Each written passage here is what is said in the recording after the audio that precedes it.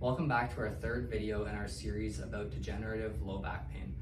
This video we're going to discuss exercises that you might do as part of your rehab plan if you have this condition. So usually where we like to start with this condition is we do some exercises that help you move through different segments of your low back to help loosen up the joints, loosen up the muscles, and encourage equal movement through the spine. So one example of the exercises we would use at this time would be a cat-camel exercise.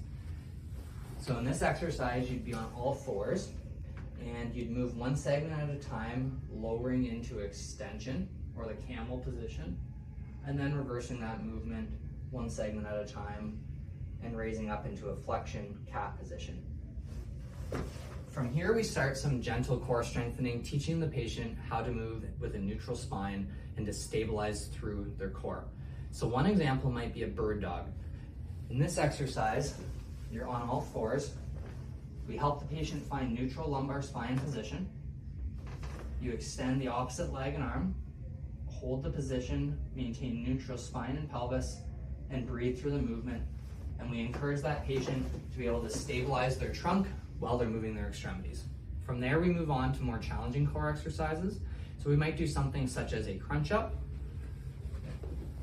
In a crunch up, the patient is on their back. They engage their trunk and core muscles, and with control, raise head and shoulders just up off the bed, and then lower back down with control. This exercise teaches them how to move their body while stabilizing their low back to help protect those joints that are degenerating. Finally, we move on to functional movements. So depending on what was irritating for the patient when we discussed their aggravating factors during the subjective assessment, we might have them learn how to properly pick something up off the ground. So we'd use a modified deadlift, where we teach them the proper hip hinging and bending pattern to keep their spine in neutral and use their legs to help lift so that that movement is no longer an irritating movement for them.